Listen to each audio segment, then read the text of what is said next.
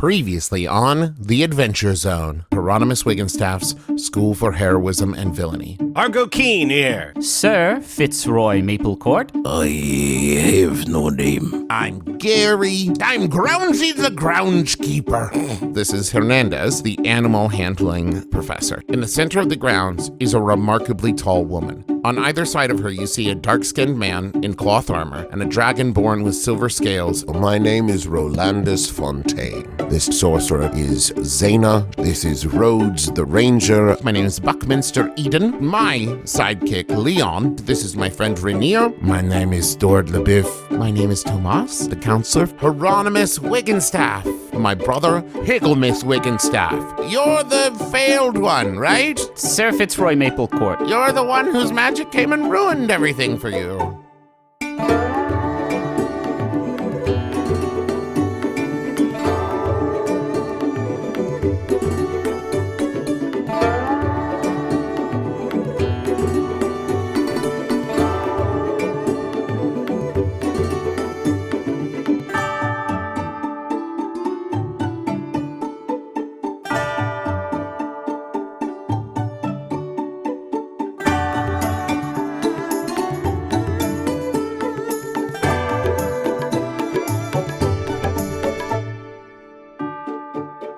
Shafts of light begin to pierce through your dorm room window. It is just barely morning, the wee hours of the morning. And Argo, you wake, not fully, just slightly wake, to the sensation of something gently brushing your mustache. Please give me a stealth check. A stealth check? Yes. All right, stealth check. That's a 15 plus 8. Would that be right? Yes. No, what? Yeah, he's a rogue, my dudes. So did I just get a 23? You Yeah. did. That may be the you highest. you got a 15 plus 8. Let's not go hog wild, That's fair. okay? That's a 23. No, it's not actually. It's actually a 15 plus It's 8. a dirty 23. It's such a dirty Brennan Lee Mulligan would say. It's a nasty 23. I will yeah. take a nasty, funky 23. With your funky 23, you remain calm and you're able to just like slightly open one eye and peer at what is happening, and you see a fuzzy cat brushing against one curve of your handlebar mustache. Now, when I say fuzzy, it's not like a furry cat, though it is furry, but more like its edges are blurred. As you look at it, you're having a hard time kind of pinning it down visually. What do you do? I think he speaks in very low tones and says, hi there, kitty, kitty, kitty. Nice kitty, kitty, kitty. Please don't scratch my face. The cat turns and looks at you. It tenses slightly, but it doesn't disappear. It doesn't scratch. It just is kind of looking at you, kind of like it's still figuring out what it's about to do. How does Fitzroy and question mark, how do they sleep? Are they light sleepers, heavy sleepers? What are we looking at here? I'm half elf. Does that mean I think elves just go into a trance or some shit and don't have to sleep? So I'm a half elf. So I guess I just like go into a half trance. I think you would walk into the room and see me and be like, "Oh, what's up, Sir Fitzroy?" But I would be asleep. I just look extremely conscious, which is probably very upsetting. Luckily, I am 2 beds up, so you all don't have to witness. The bunk bed is for your protection as much as it is for mine. So I'm going to say in your kind of light meditation sleep state, you hear Argo making, talking and saying things. So like you are now aware of this situation as well. What about the Firbolg? How does the Firbolg sleep? He is not sleeping. He normally sleeps very soundly. I don't feel like he's sleeping well in this environment. Like it's indoors. It's very, the air is stale. And it is not how he's normally like scooping up a big pile of like pine needles and leaves and stuff and having a nice sleep on that. And this is the stone and what have you is not his thing. I think he sleeps very fitfully.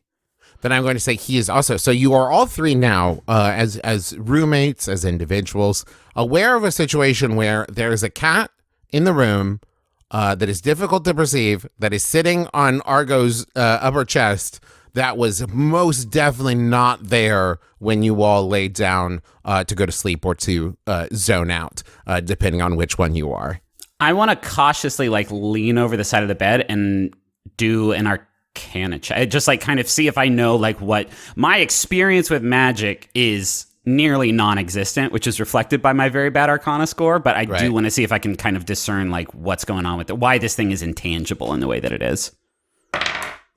That is a nat 1 plus 1. You don't know shit. 2. You're is that a cat? Yeah, what's up with that dog?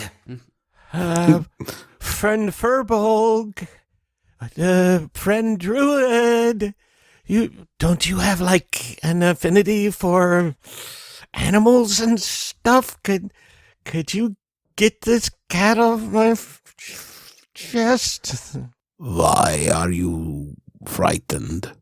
It is cat. I've never seen one before. Yes. I will help. Okay. Is cat. Great. So instead of running through phylum and genus and all that stuff, could you maybe ask it nicely to not maim and deform me? Sure. Yes. I'm sorry. Yes. Cat. The cat turns and looks at you. I can see you will not be reasoned with. I am sorry. I am sorry, Argo. He will not listen. Gary, help! Hey, how's it going there? Roll over and go back to sleep really stretch. Oh, yeah, it's one of the castle cats. Yeah, I wouldn't worry too much about that. They come and go as they please. Well, it wouldn't harm a fly. I mean, they would, but they wouldn't harm a student, I think would maybe be a better way to put it. They're pretty cool as long as you're pretty cool to them. And that's true of a lot of animals when you stop and think about it.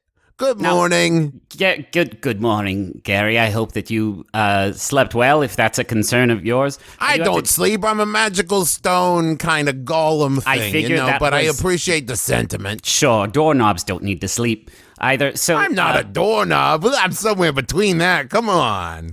I am actually allergic to quantumly untangled animals.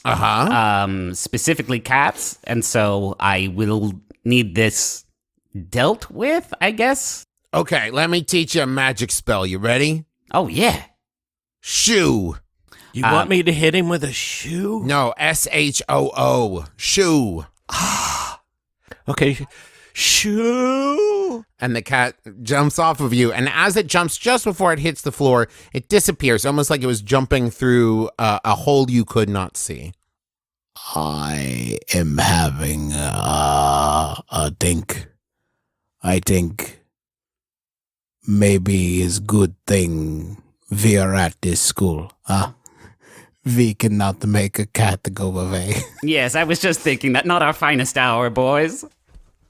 All right, well, now that you all are awake, there are some announcements this morning. First, if you're hungry, on your way to class is the first day. Don't be late. That's a bad first impression. But on your way to class, you can stop in to the main hall, grab some pastries, some fruit. We got plenty of coffee down there.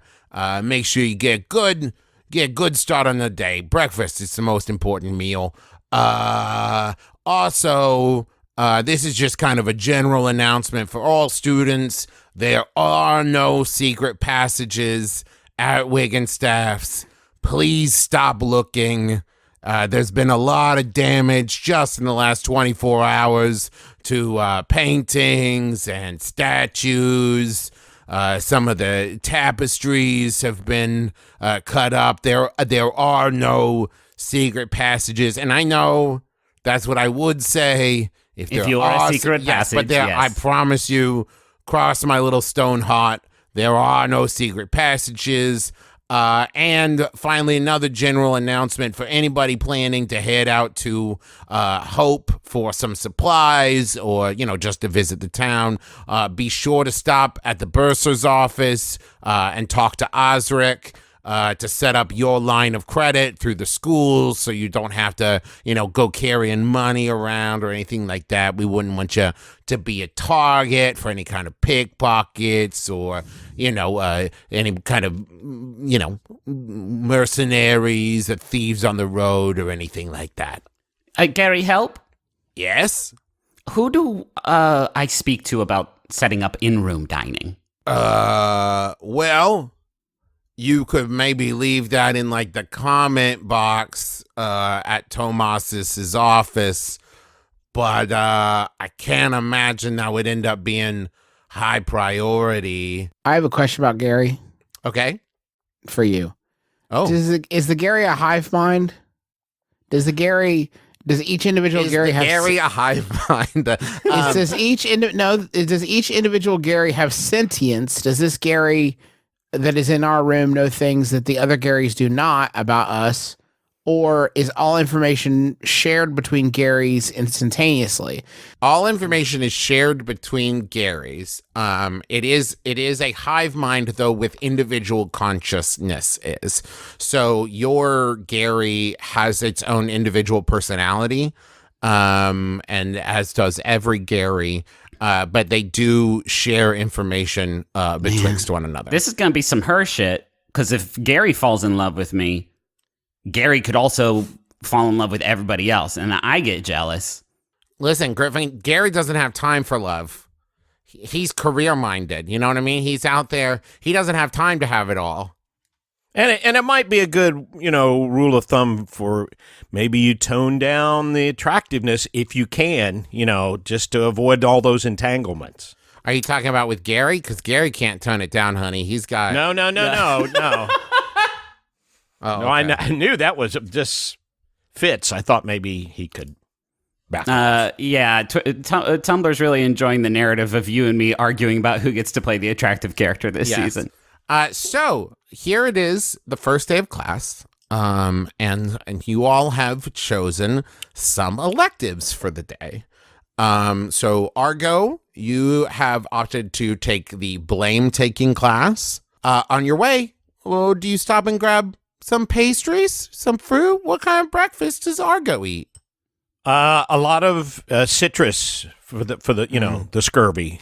Scurvy is a real concern. It's starting to border on like a phobia for Argo. Well, listen, when you live on the sea, I'm telling you, it's always there. Scurvy and berry. I've always heard a lot about berry, but I don't know. No, what it Dad, is. it's Mary Berry. She's a judge in the Yes, the Dreadlord Maryberry who sails the seven seas. She'll get you, my dude.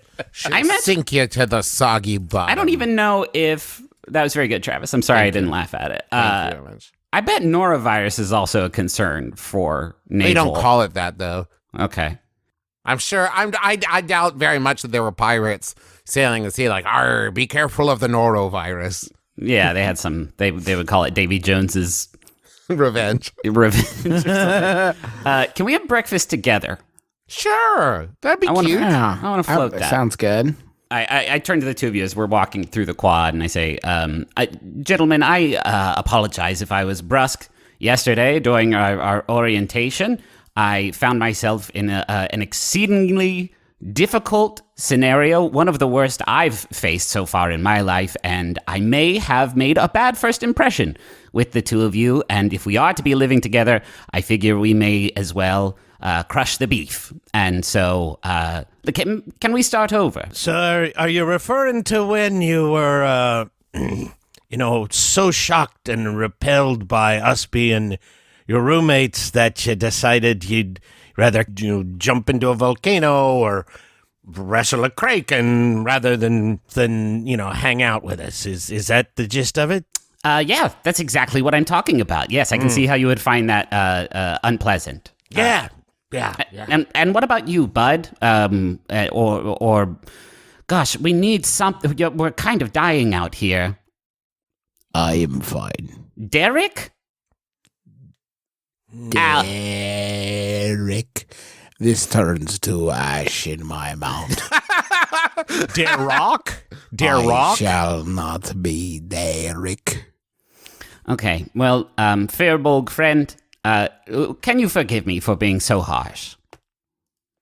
I will. Cool, that was much easier than I thought it was going to be. What brings the two of you to this institution? Obviously, you probably picked up on my backstory of not failing so much as not completing my matriculation at Clyde Knight's Night School. What about yourselves? I have a goal. I have a goal of being a sidekick, a very specific sidekick. I want to be a sidekick to the Commodore, the great naval hero, the Commodore. It's just recently become a dream of mine to be by his side kicking. Shoot for the stars, as I always say, inspirationally. That's my star right there. What about yourself, Firbolg friend? I am nothing, and I must serve. Okay, yeah, I'll try to work with that. Well, here's to a good semester, I suppose. You arrive at the Great Hall. You can see laid out, there's some various bready pastry type things. You see various fresh fruits, a coffee stand, and even some fresh squeezed juice. It's nice. Travis, you shouldn't have. Yeah, I did it with my mind, chefs. Isn't it cool? You can just say, like, there's croissants. I know, And right? there is. Oh, shit. Because I was thinking about it, and I was like, I could give you guys, like, some shitty gruel or whatever. But then I was like, you know what? You didn't Maybe have I'll to, spring yeah. for better imaginary food. Spare Bang. no imaginary expense. Is there an omelet bar? Hell yeah, there's an omelet bar. There's Yeah. 3. Yeah. Is there a crepe master? No. God, does this school have anything?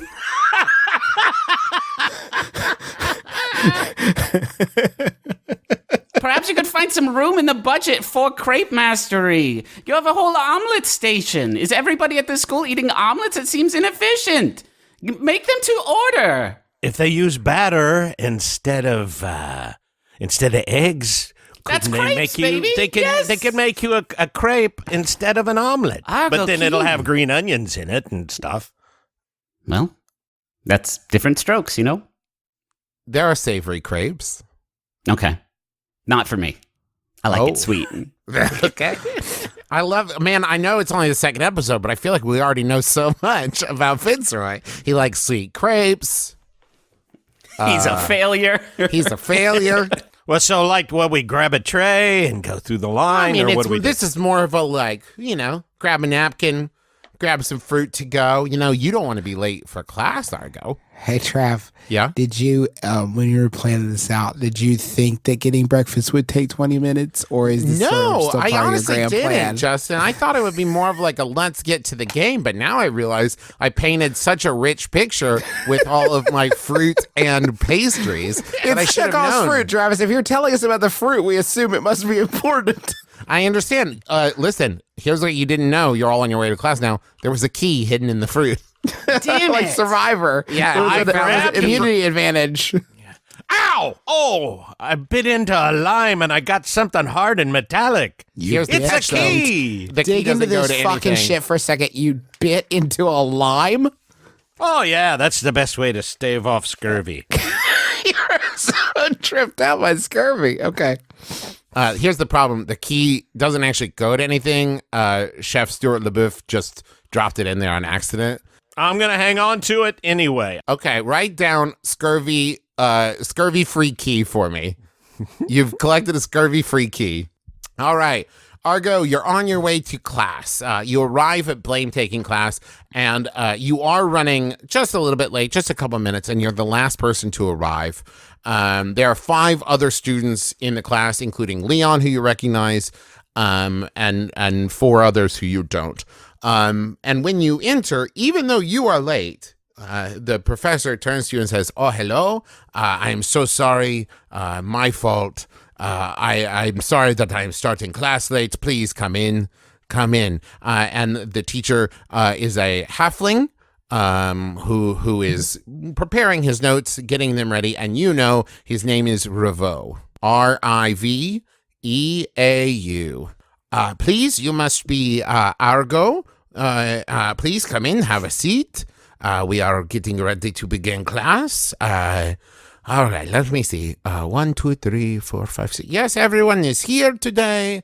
This is excellent. Welcome to Blame Taking. As a sidekick or hinge person, deflecting blame from your hero and villain is one of the most important services you can offer. If your hero or villain were to cross someone important or ruin a relationship with a kingdom, it might make it difficult for them to be able to do business efficiently. So, you being there to say, "Oh no, it wasn't their fault, it was mine," can save the day and make you a hero. Now, blame taking, it's not, everybody thinks it's going to be easy, but it is an art form. So today, we're going to have a little in-class experiment, a little demonstration, if you will.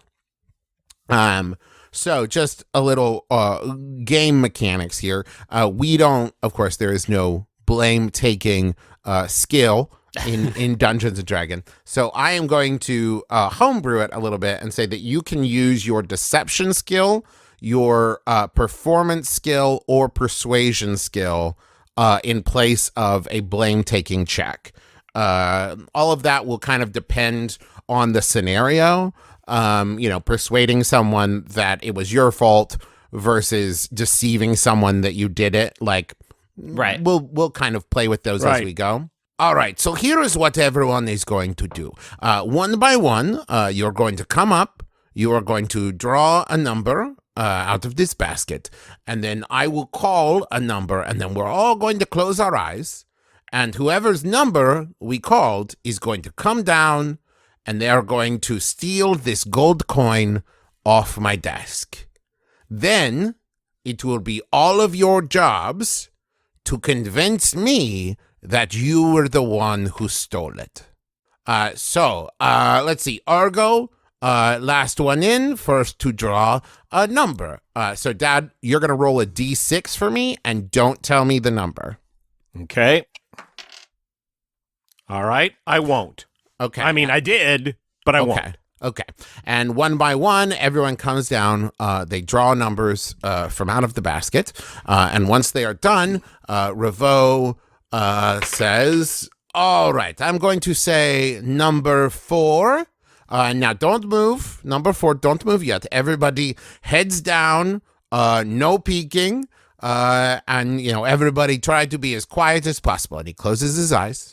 And he turns his back to the gold coin on the desk. He waits an appropriate amount of time. We'll let you all determine in your own minds how long that is. Maybe it's 30 seconds. 1.5 seconds. Well, okay.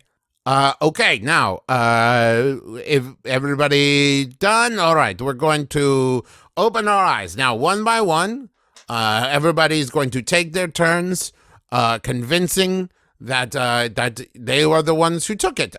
First up, Leon, I believe it is. Yeah, hi.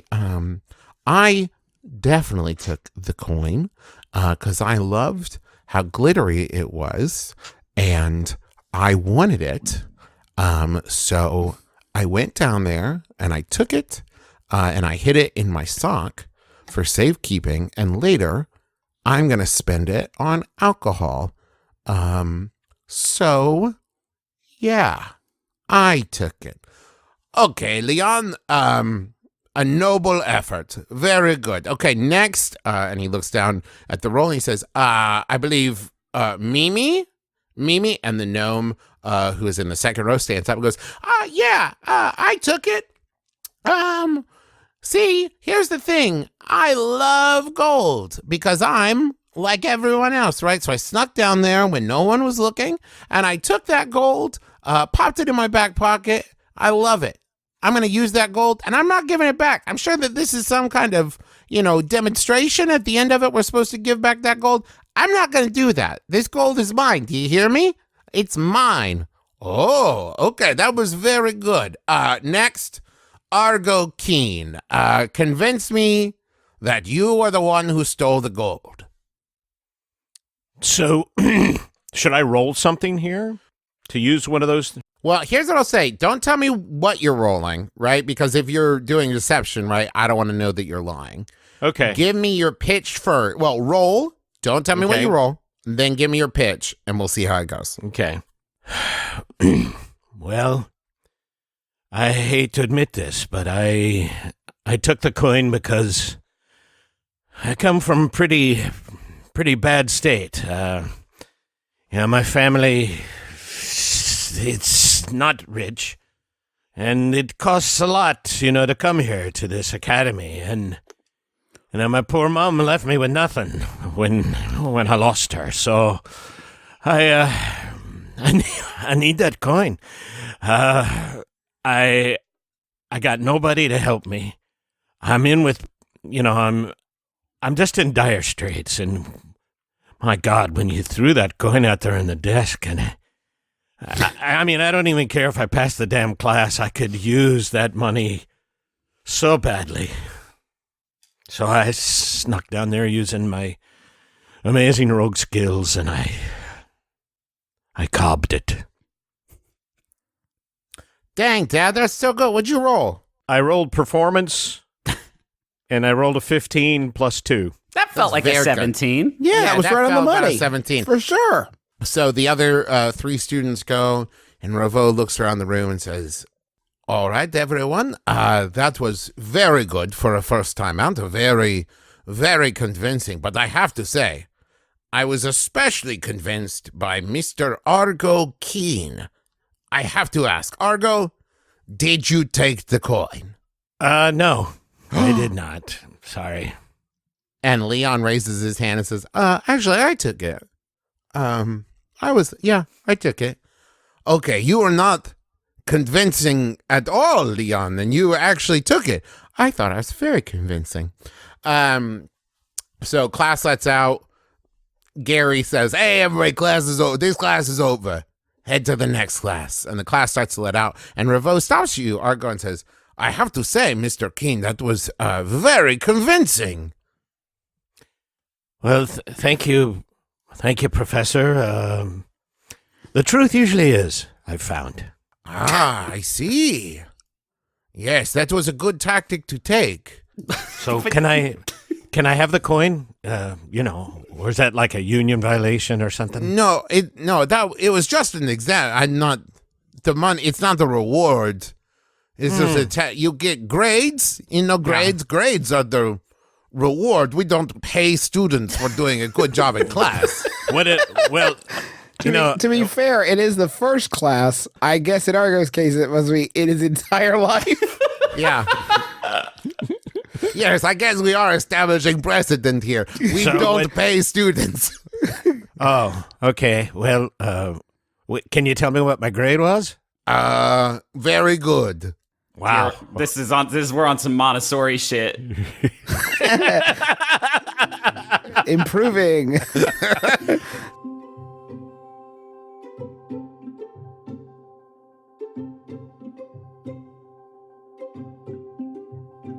When I asked which class the Firbolg would choose to take, Jessica, could you tell me what you chose to take? No. But if you give me 10 seconds, I bet I'll remember. You chose to take accounting. Did I say that? Yes, you did. Yes. I will say yes. I did choose accounting. You're right. Thank you. Yes. Now, the class is completely full, and everybody is basically like vibrating with excitement. Now, Master Firbolg, are you a sit in the front kind of person, sit in the back, try to blend in the middle somewhere? What are we looking at here? Probably sit towards the middle, I would guess. Yeah. Excellent. Okay. So, as the fever pitch of excitement just reaches an unbearable level, the door bursts open, and a large white owl Aarakocra walks into the room and says, "Hello, students. Today you take the first step on the most important journey of your life, becoming a master accountant. Looking around this room, I can see in your eyes how many of you have dreamed of this day. But perhaps there is one or two among you who have scoffed at the importance of accounting." The class reacts with disbelief and murmurs. "Yes, believe it or not, there are those out there who fail to see that without accounting, the world would crumble. So let us for a moment pretend that we all feel this way. Let us all take a breath and wonder, why is accounting so important? You see, no matter what any powerful king or influential lord would like you to believe, no one has infinite riches. Whether you have 1 copper in your pocket or 1,000,000 gold, all finances have limits. There used to be a time when kingdoms were constantly competing to outdo one another. Sometimes it was with lavish festivals, and sometimes with unnecessary wars. The royals never thought of the impact this had on their coffers until it was too late. These were highly unstable times. Kingdoms rose and fell in the spans of decades. Workers went unpaid, and whole villages would starve. Then began the golden age of accounting. Kingdoms, guided by teams of accountants, began to think in terms of cost and benefit. Rather than hurling money around, they spent strategically and invested wisely. Wages were paid on time, funds were set aside to cover those who found themselves unable to work, and infrastructure was maintained. This stability saved us, except there was a downside. It was incredibly boring. The kingdoms no longer competed, no longer partied, and no longer held lavish festivals. There was little entertainment to break up the monotony of life. And so, a new system was put in place, the system of heroes and villains. This system created exciting stories and spectacular battles while still keeping an eye on the bottom line. The heroes and villains became celebrities, and kingdoms boomed thanks to the tourism and merch sales. But if accounting teaches us anything, it's that everything comes at a price. Woe be unto any hero or villain whose costs outweigh the revenue they generate for the kingdom. They will find themselves out of work.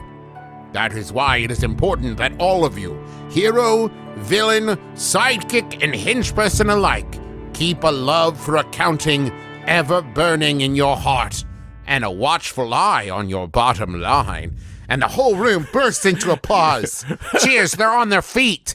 They're absolutely losing it. Scholastic Films presents the Golden Age of Accounting. Golden Age, a city on the grove. Now, looking around this room, I see amongst us many nods, knowing smiles. Clearly, you are all well on your way to becoming expert accountants. Let's go around the room. We'll ask some questions and see what everyone already knows. I'll pick at random. There, Master Firbolg. Tell me what you already know of accounting.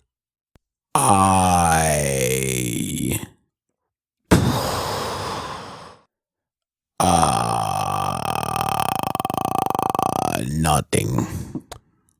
Oh.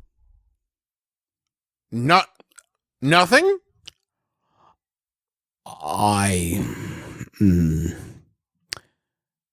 Where I come from, one does not own all own. Why would one have more than the others? Sweet bird in heaven.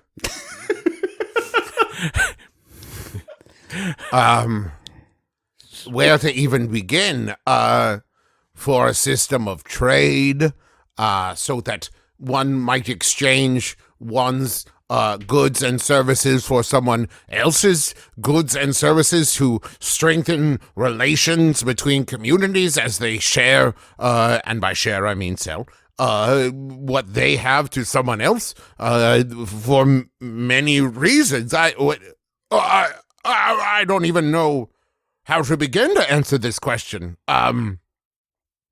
Surely you must own something. The clothes you're wearing, you own. Those are yours, yes? Not if you want them. I do not.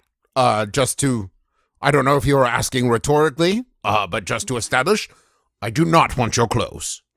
It is well. Okay.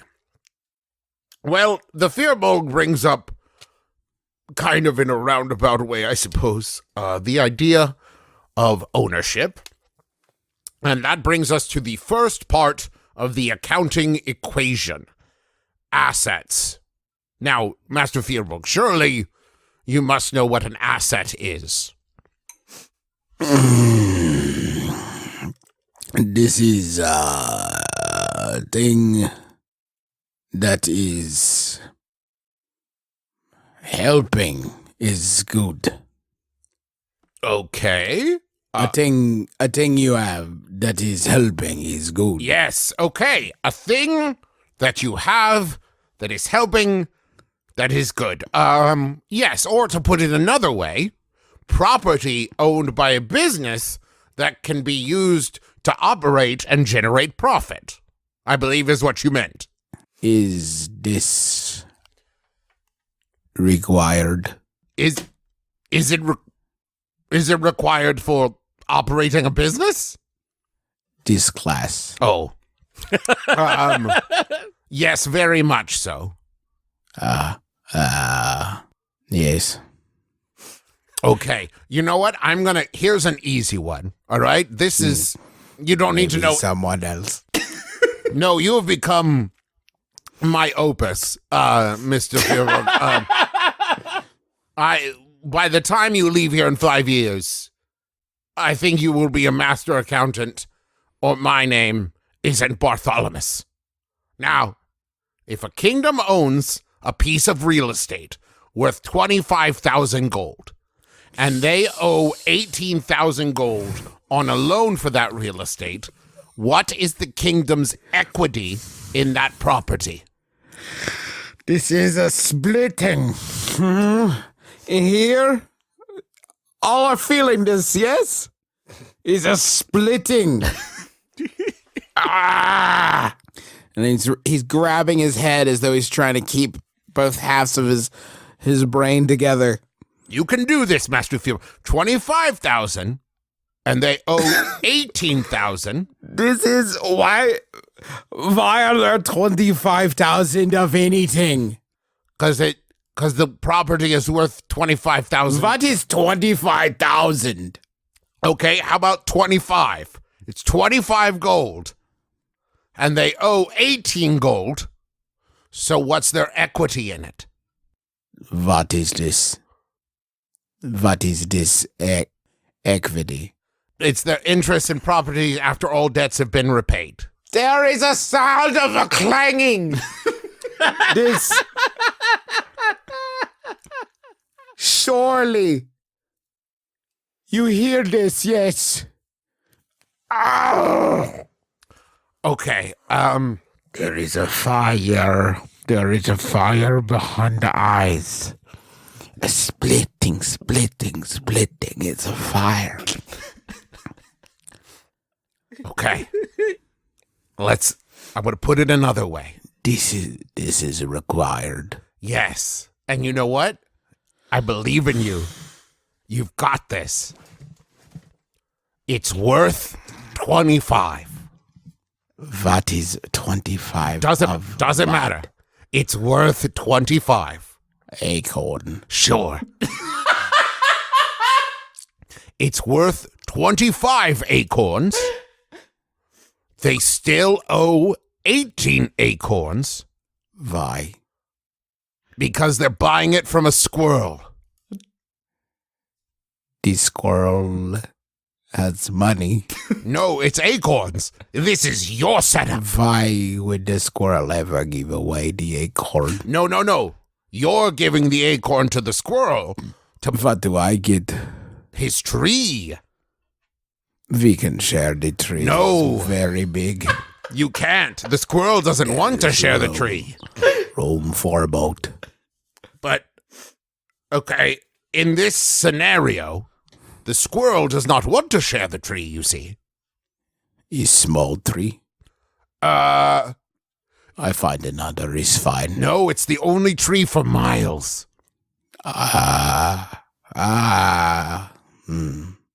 So, 25 acorns. I have this. No, that's how much it's worth to the squirrel. And you still owe 18 acorns. So you've already paid 7 acorns. So how much do you have of the tree?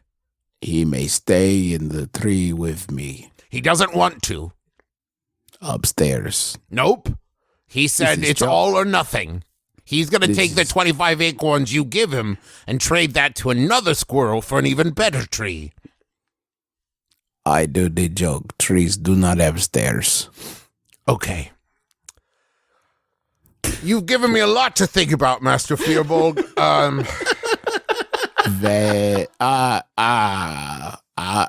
Friend owl. Yes. Friend owl. Yes. When do I get the acorns? No, they are acorns of the mind. The splitting has returned. It is a tearing why did the mind make acorn? All right, everybody. Thank you so much. It's been a great first class. I need to do some restructuring on my syllabus for the coming weeks. What is syllabus? We're gonna call this one early. Please learn about accounting, at least a basic knowledge, before tomorrow's class. Hey, everybody, just real quick. We got a quick announcement, and this is a guest announcement from your friends and mine, Jimson and Crushman. And you hear Jimson's voice. Gary just kind of opens his mouth, and you hear the voice come through. Hello? Just a quick announcement here. After lunch, the following students need to report to the battlegrounds. Rainier, Zaina, Rhodes, Pip, Rolandus, Buckminster, Leon, Dip, Argo, Fitzroy, Mimi, and Master Firbolg. We're going to practice cooperative defense. And then you hear Crushman's voice kick in and say, I believe what my husband is trying to say is, it's time for human shield training.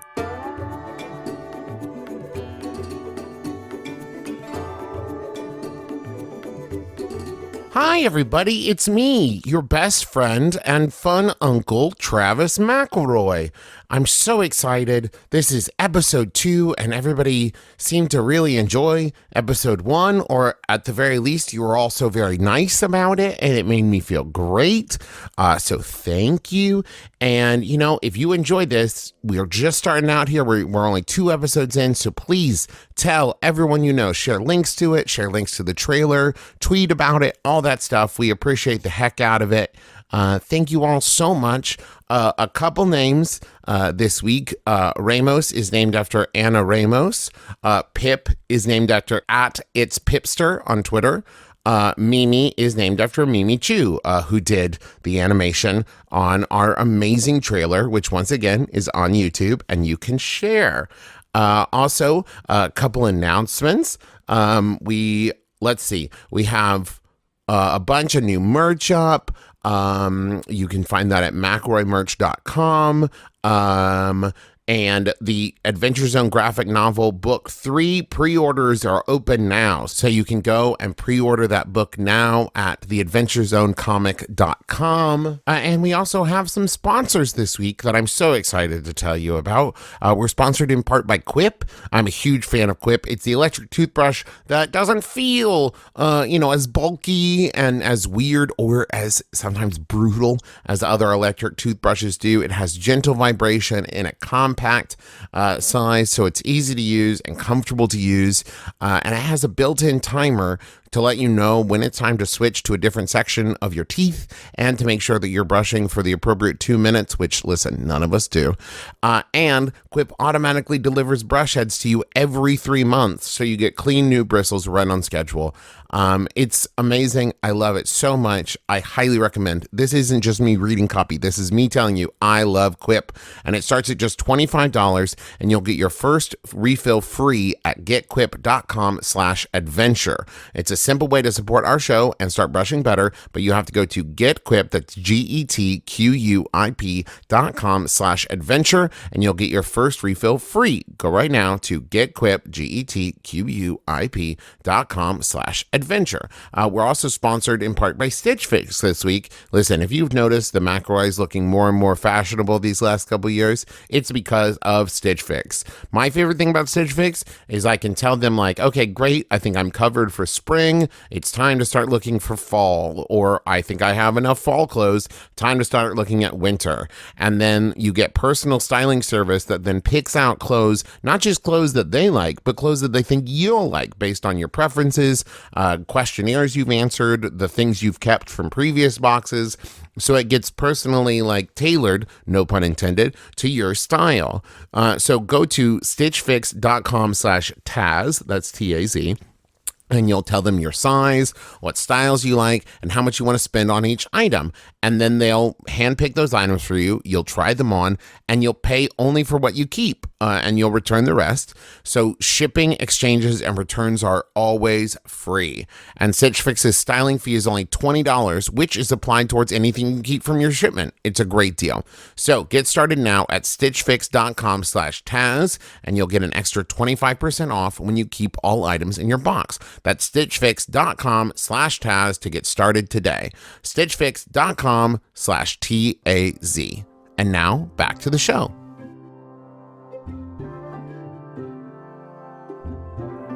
You all show up. It's after lunch. You show up to the battlegrounds, and you can see a line is painted down the middle. And all across that line, you see numerous different they kind of look like medicine balls, almost like volleyballs, painted red. You see Jimson, who is the sidekick and henchperson trainer. You see Crushman, who is the hero and villain trainer. And you also, Argo and Fitzroy, you see the Goliath woman that you saw the day before. You know now that she is the shield work teacher named Ramos. Ramos is kind of off to the side. She's more observing at this point, and this is clearly Crushman and Jimson's show. And Jimson says, yes, hi, yes, everybody, come close. Thank you all for being so prompt. This is, as Crush said, human shield training. I don't like to think of it that way. I like to think of it as cooperative defense. But that name has not caught on the way I was hoping, and so we shall call it human shielding. I raise my hand. Yes, Fitzroy. Sir Fitzroy, I was wondering if I could just test out of this, because I do not know if you know where I come from. I did attend... yes, Clyde Knight's Night School, yes. Yes, and I minored in shield work, so I do not think you will have anything Then you'll do great in this. I cannot wait to see your performance. Okay. And now to go over the rules, Crush. Yes, thank you. So... here are the rules. We're going to pair you up. There will be one sidekick or hench per hero or villain. Now, kicks and henches, you'll be blocking and catching.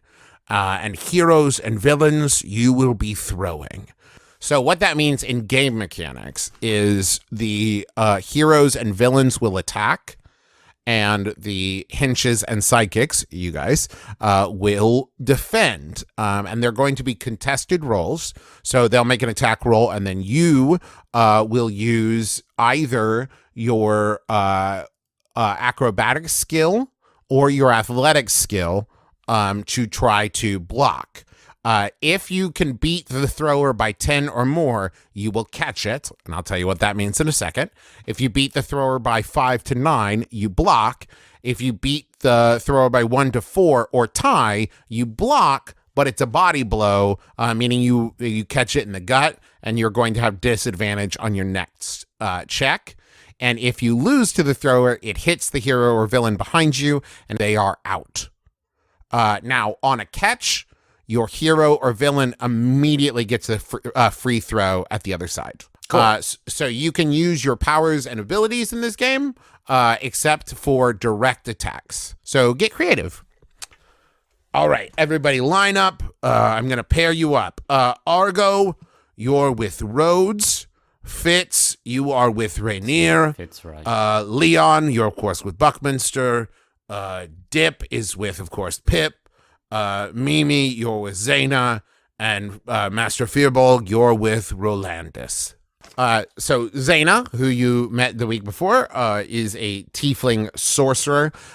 You can see she's a little bit disappointed with her partner Mimi the gnome, mostly just because of the height difference. And Zaina says, "I'm sorry, but does anybody else see the disparity here, like the height difference? I know offense Mimi is about making me a target. I just feel like we are going to do very bad at this game." And Mimi says, "Oh, no, hold on. Wait, let me show you." And they reach into their hat. You know, it's like a standard gnome affair. And they reach far deeper in than you would have expected. And they pull out a 4-foot long pair of mechanical arms.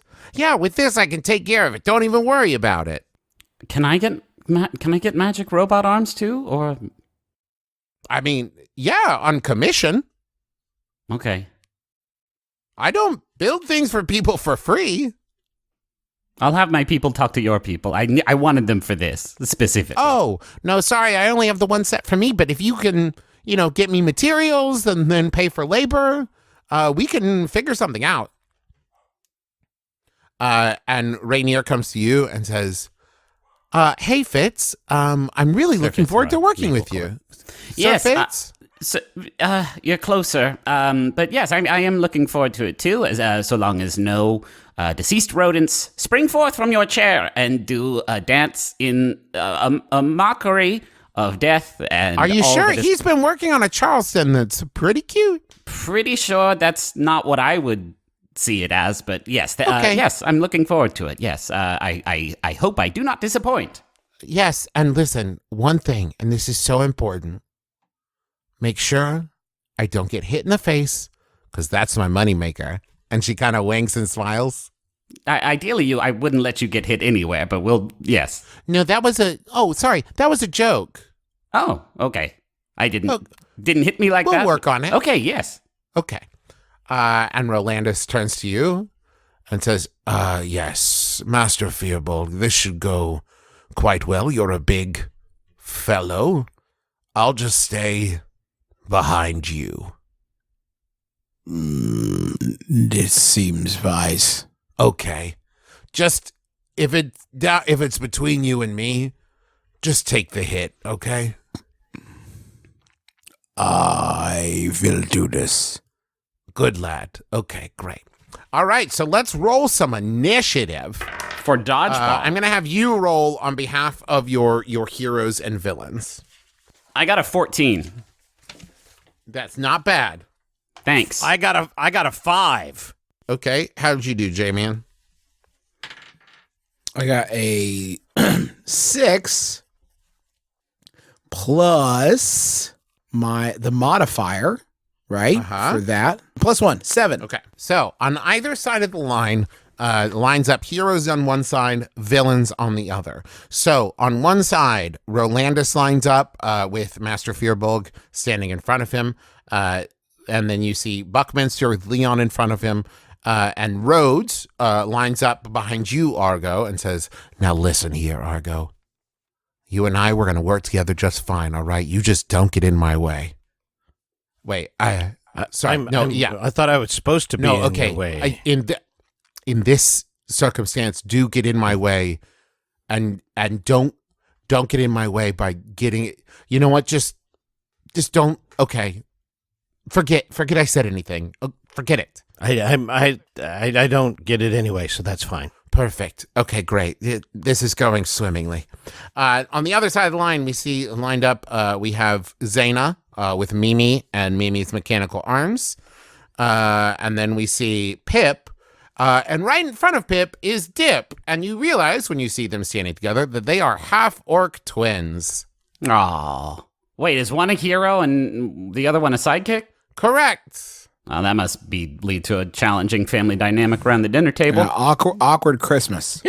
And then we have Rainier and Fitzroy. So up first is Zaina. Zaina picks up the ball and she is going to take aim at, I'm going to say the Firbolg.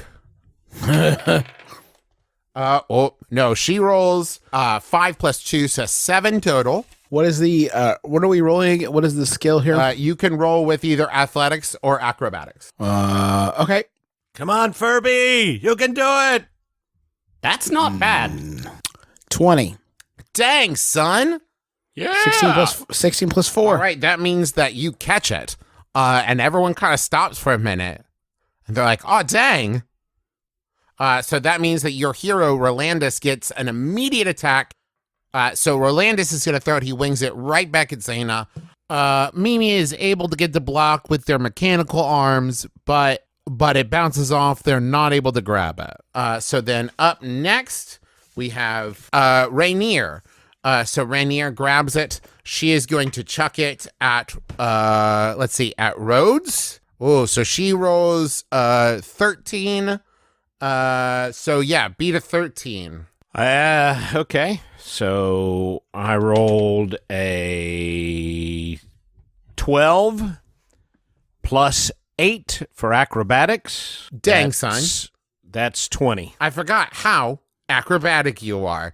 So you get the block, you don't grab the ball, but the block is successful. Everyone is on their feet now.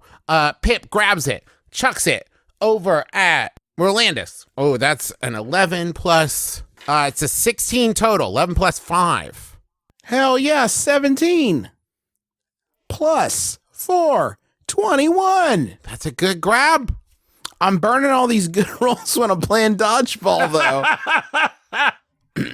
All right, and now, and don't forget, you can use your special skills as well. You can also use it to assist when the other person is throwing. So up next, it is... let's see. Rolandus is up. So Rolandus winds back. Anything you want to do to help assist Firbolg? Yeah, I have an idea. Try throwing from higher. And I'm going to touch Rolandus and cast jump. Okay. And Rolandus's jump distance is tripled until the spell ends. So he jumps up. I'm going to give him advantage because of that. Then he jumps straight up to get kind of a top-down angle on it. It'll be way harder to block. Way harder. Yeah, thank God you gave him advantage on that. He needed that. So he's got a 23 total, and he's rolling against Dip. He's aiming for Pip, and so... Oh! Nope! You pop it right off the top, Rolandus does, rather, right off the top of Pip's head. And just like that, Pip and Dip are out. The villains are down to 2. The heroes still have 3. And up next is Rhodes. So that means that's you, Argo. Anything you want to do to assist Rhodes on the throw? All right, yes. Standing there, he raises his 2 hands like a in our reality, a football referee would do for a touchdown, to serve as like a sight. Like iron sights? To be a sight. Okay. For him to throw the ball. Give me a straight up and down wisdom check. This is another I have added to this homebrew a skill check called encouragement. So this is an encouragement check, which is based off of wisdom. Okay. That would be nat 20. Okay. That's great. I meant to say charisma, not wisdom. Sorry. It's based off of charisma. Nat 20. Hell yeah. You do super great. I'm going to say, you know what? That nat 20 is so good that you grant advantage on this with your amazing sights. So that's a 21 total from Rhodes on this one, and she is aiming at Rainier. Oh, not on my watch. That's a 18 plus 5, 23. Dang. Okay, you block it. And so then next in the order is Buckminster, who is going to chuck that at Zaina again. This time, oh nope. Mimi goes to reach for it, and it bounces off the thumb of their left mechanical hands and pops Zaina right in the forehead. Was Zaina a villain or a hero? Zaina is a villain. Okay, so this is a cool team I've got. Yeah, it's all up to you, my dude. So next on the list, we're back at the top of the order. It's Rainier now. So Rainier is going to throw. Anything you can do to assist? I turn to her and I say, "Hey, I'm going to use my magic to cheat." Okay, I'm totally in favor of this.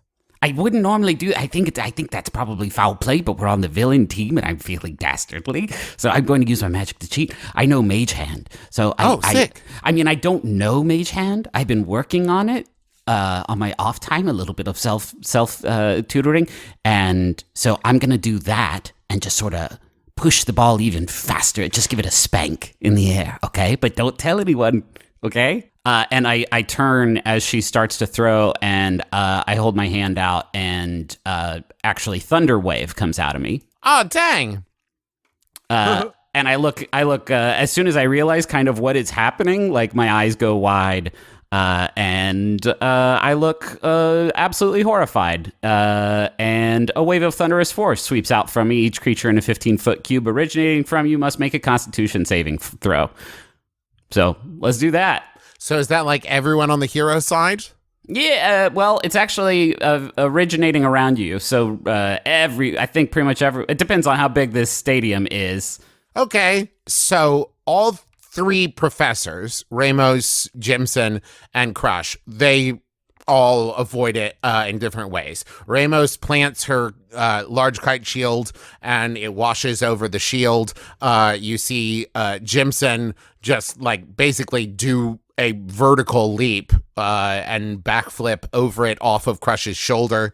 And then you just see Crush kind of brace. And as it sweeps near him, he roars, and a blast of frost shoots from his mouth and kind of counteracts the thunder wave, and it washes over him. Anybody, by the way, who fails this takes 7 thunder damage and is pushed 10 feet away from me. And technically, on a successful save, anybody in the cube takes half as much damage and isn't pushed. Okay, everybody, all the teachers take some damage. They're all pretty high level though, so like 3 points of damage isn't all that bad for them. Let's see. Buckminster. What's the save? What's your spell modifier? It would be charisma proficiency plus 8, so 12. No, I'm not a very good sorcerer. Okay, cool. So yeah, Rainier saves and takes 3 points of damage. Sorry, Rainier. Buck saves and takes 3 points of damage, but Rhodes does not, and is going to take 7 points of damage. And is pushed 10 feet away. Could Argo not throw himself in the path of that thunder wave and try to protect Yeah, Rhodes? you know what? Give me a human shield roll. That's a 12 plus 8 acrobatics. That's a dirty, nasty, funky 20. There we go. All right. And I guess I should also find out, did the Firbolg save? Yeah, you need to roll. Oh no! I've dropped it in my pant cuff. Oh my gosh! It's a natural 20. Jesus. Firbolg, I'm going to say then no damage. Yes, Just so sturdy, so braced. correct. One with nature, the thunder simply passes through him as it might a cloud or a tree Or a cloudy tree. or a cloudy tree. Did Argo save? Well, there's another 12 plus what? Constitution? 13. That beats the 12. So Argo takes half damage and is not pushed. And you see that Rhodes is not moving quickly enough to get out of the way. And so you throw yourself in the way of the Thunder Blast, and you're going to take half of Rhodes' damage. So another 3 points of damage for you. But Rhodes does not take full damage and does not get pushed. And you see a look across her face of maybe she misjudged you. So take 3. Rhodes will remember that. So now you took 6 points of damage total. Everyone else except the Firbolg took 3. Okay. And Crush says, "All right, we're calling it." I thought it was Mage Hand. We were cheating. That was not Mage Hand. No kidding. Yes. All right. So yes, human shielding. You all get the basics. Hey, just wanted to say, Argo, good work. That was a good save. Are you all right? Yeah. Just gotta shake it off a little bit. Do you want to stop by, the healer and? Maybe. Yeah. Okay. Down to 3 hit points. Yeah. Stop by the healer. And everybody. I caught it right in the nards. Oh, you hate God. to hear that. I hate it. Oh boy. This is the worst. You know what? Everybody, the first round down at the tavern is on me. Fitzroy, I think you need to go maybe talk to Festo, all right? And then maybe join us afterwards. So that means, Fitzroy, it is time for your independent studies class in magic work. I point out, I do just want to say none of this would have happened if you had let me test out of shield work. So I'm not placing any blame on anybody. This isn't the class for that. But if I. Two good jokes. Congratulations, Griffin. So everyone else heads down to the tavern to grab a drink, and Fitzroy heads up the tower to the magic classroom to meet with his independent study teacher, Festo. Festo is a fairy, yes? Correct. Featured in the trailer?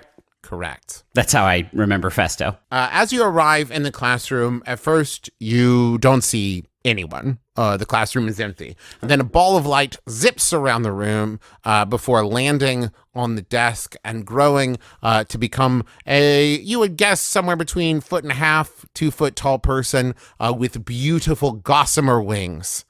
And they say, "Hello, Mia Festo." Hello, I'm Sir Fitzroy Maplecourt, Knight of Absentia to the realm of Goodcastle, and I have just... Mia Festo! Hello, Festo. Is that really how you speak, or are you sort This of... how pulling a Festo speak. Okay. So I just electrocuted my roommates, and now I think I'm in detention. It's funny? Did they die? No. I mean, one of them came close, apparently. But no, they didn't. They did not die. Then it's funny. Okay. I have to sleep in the same room as them for, I'm guessing 5 years, so I apologize if I don't find the humor in the situation. Also, did electrocute my teachers, and that's obviously not That's great. not funny. That's against school policy. I figured as much. I assume I'll be receiving some sort of slap on the wrist for that. But anyway, is this detention? Am I going to be writing lines or? No, we're going to work on your magic. Okay. The good news for you is that I can only do one of those big electricity blasts a day. So you're cool until, sun up tomorrow. I'd like to see you try to cast a spell on Festo. As I said, I don't have any more juice in the tank, so I won't be casting that particular spell. Oh, I prestidigitate. Ooh. Would you like me to produce an odd odor? Not yet. Tell Festo about your magic. It is, Festo, have you ever had a dream? Festo dreams? No, I'm sorry, like an ambition? No. I like Festo. That's sad. That makes me sad, Festo. You've never had something that you've... The fairy folk live in the moment. Okay. But you've never had something that you've wanted your entire life? Like... I want to party. Festo, are you a teacher's assistant here, or are you the I'm actual... a full-fledged teacher with tenure. Wow, okay, congratulations. Anyway... Thank you. Where I was going with that is I wanted to be a knight my entire life, so I do not know if you know this. I was enrolled at Clyde Knight's Night School and was in my final semester training personally under Sylvia Knight, the headmaster there, and I did catfish her, by which I mean I turned her into a catfish with a magical blast that I did not know that I had inside of me, and so I was removed from the academy, and now I'm here. So that's kind of where I'm getting in touch with my magic, really looking inside. And that was your first magic? That was my first magic, yes. What an unpleasant way for it to blossom. How do you feel when you use your magic? There is a certain loss of control that is the pits, and so mostly shameful. So you do not love your magic. Oh no! If you had some sort of orb that I could touch, and then it would eat up my magic, like if you had some sort of cube that would drain my energies, do you have such a cube? No. Yeah, I figured that would be too easy. Anyway, once I get this under control, I will be leaving the school. Oh, show Festo a spell. I can produce an odd odor. No, make light. Oh, I can't. Close your eyes. Make light. I'm saying I literally can't. Okay. And I close my eyes. And I don't know a light spell, so I don't know if anything What all happens can prestidigitation do? Well, I can create I can create a shower of sparks, sure. Yeah, okay. I close my eyes, and I create an instantaneous harmless sensory effect, such as a shower of sparks. Oh, no. What's wrong? Your magic is sad. That was a perfectly serviceable shower of sparks, I thought. No. Your magic knows you do not love it. Say that again? Your magic knows you do not love it. I do not know if I have it in me to court my magic.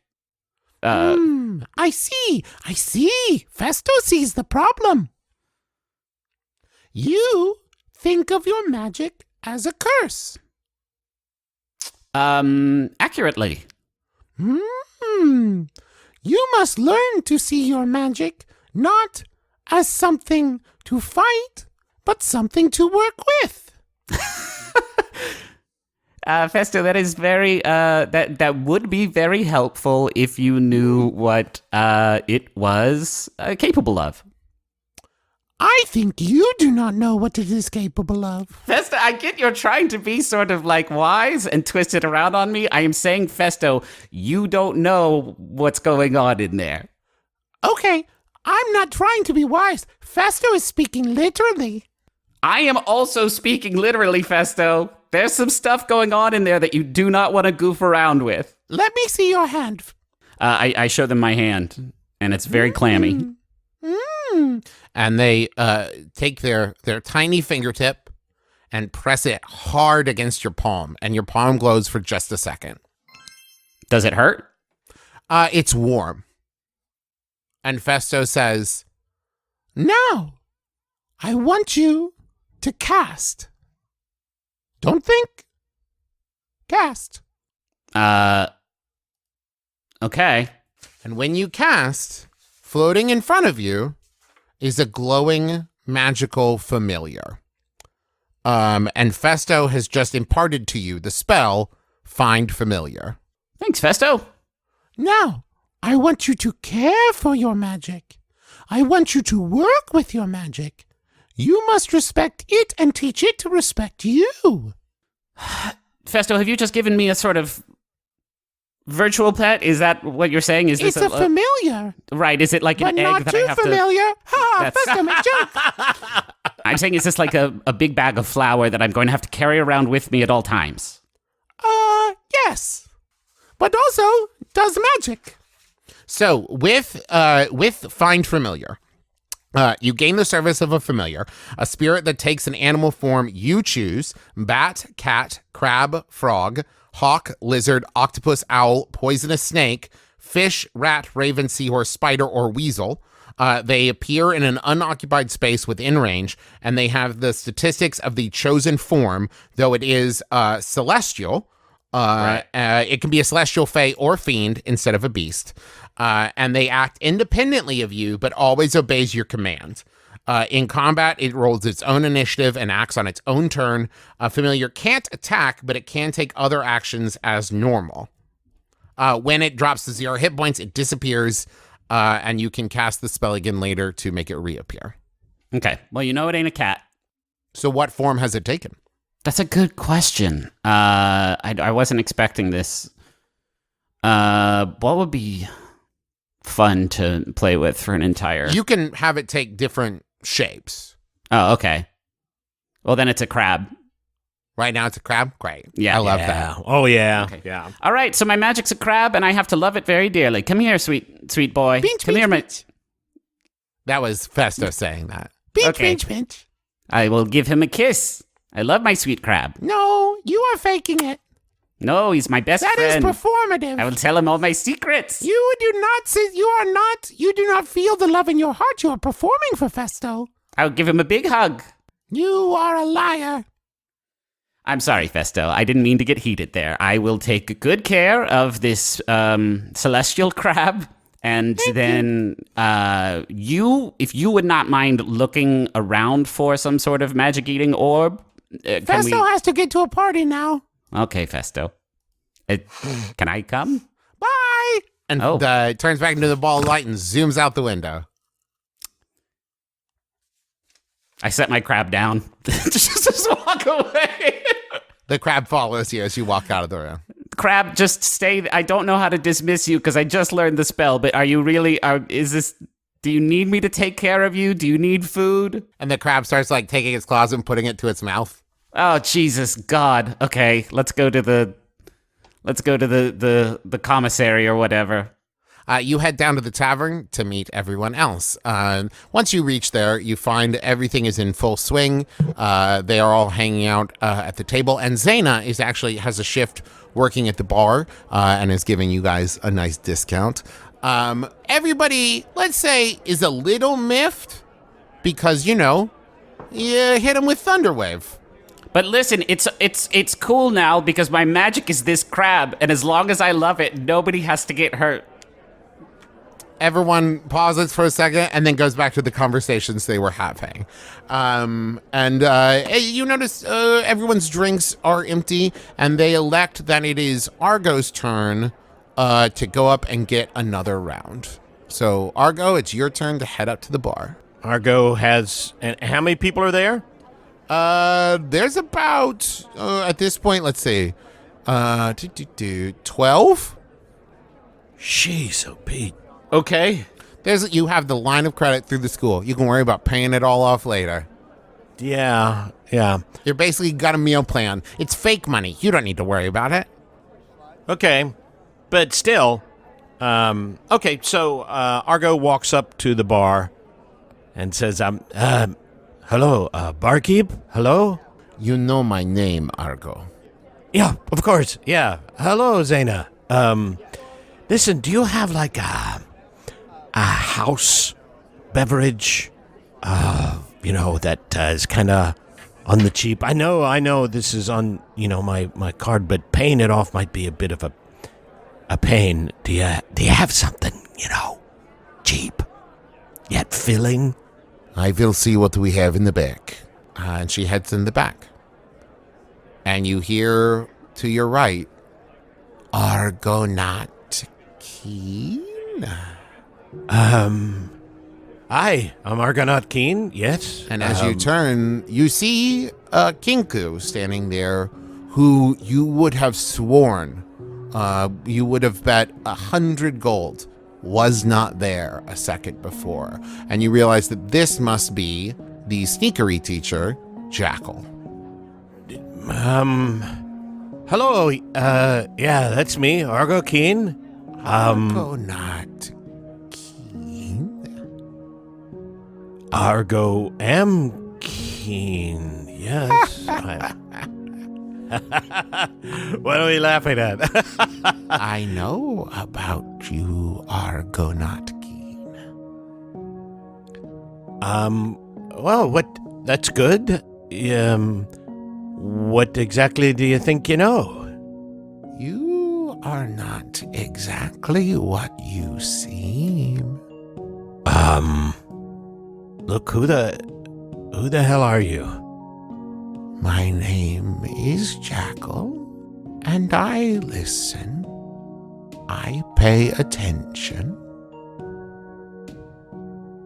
So,